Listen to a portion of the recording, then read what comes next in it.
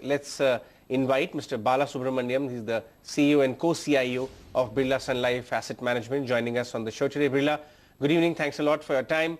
What exactly is the equity outlook right now at Birla AMC at the current juncture, looking at the environment? If one were to talk about next 10 to 12 months, what exactly is the hypothesis you're building? I think the way you look at which we present every year as part of our investment voyage for the last 4 years. This year too we did the same thing in the month of April with ET now being one of our partner.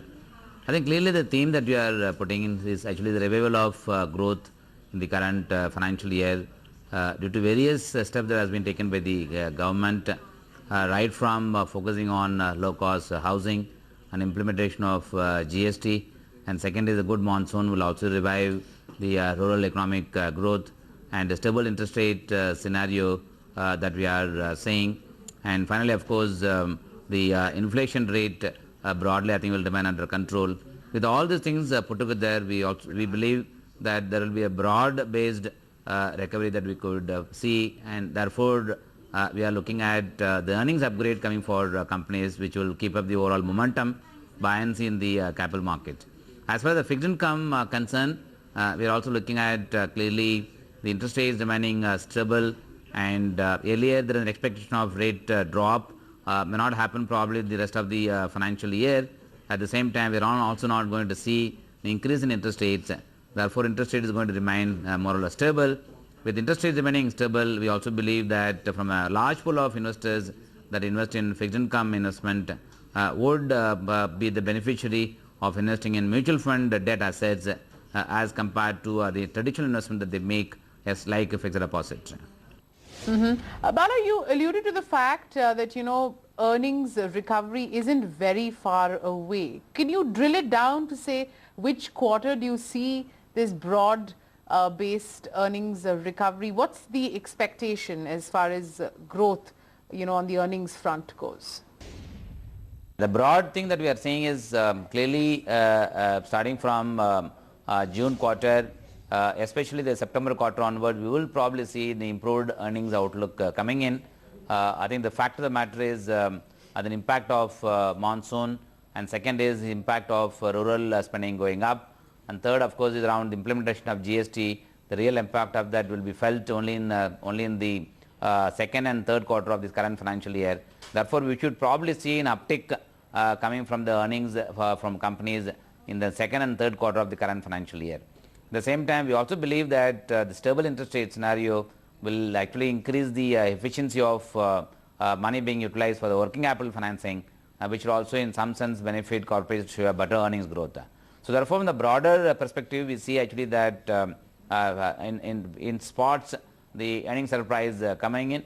Already we are seeing in the quarter ending March, there are companies in the space of FMCGs showing actually different numbers, which essentially means that low inflation, better consumption driven coming from the country, across the country, post the 7th pay commissions as well, is something which makes us believe that earnings surprise will come.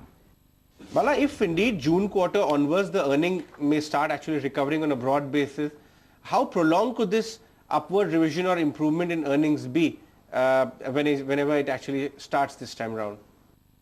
Now, I think one has to look at the fundamental change that is coming in the country and relate that to actually the impact of that coming from the corporate earnings. Clearly, if you look at the fundamental structural change that has come in the country is around implementation of GST, is something which is going to make the whole tax structure that has been evolved for so many number of years undergo a change significantly in the coming financial year.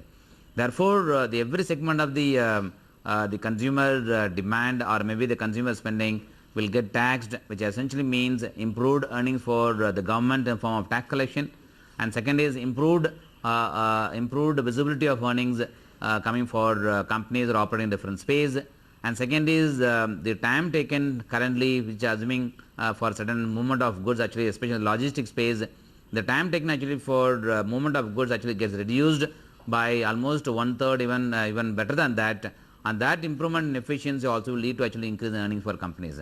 Therefore, it will have a long lasting impact on sustainable earnings growth coming from companies.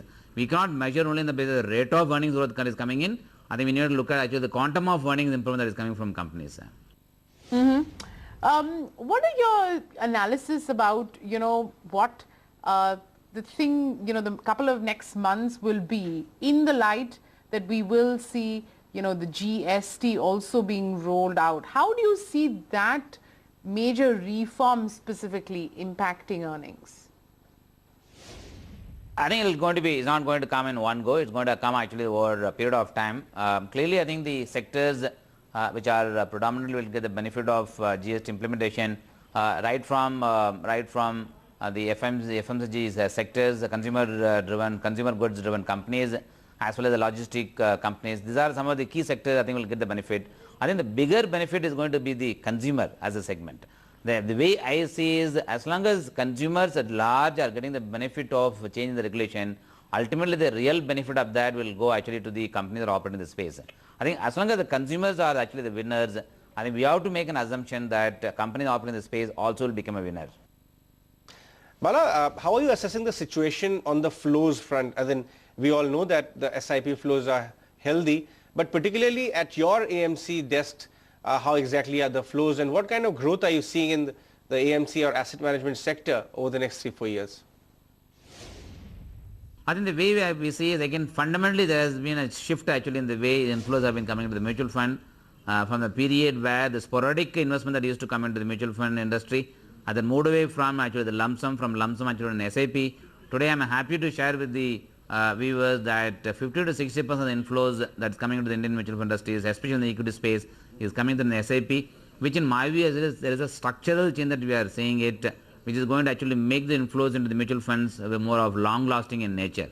And especially for Birla Sun Life mutual funds, we do have a very high level of focus that we have brought in terms of increasing the retail expansion, both in terms of customer acquisitions as well as on increasing the retail penetration in the country. I am happy to share with you that we are seeing almost about 11 to 12% of the market inflows that we get in the Birla Sun Life mutual fund assets.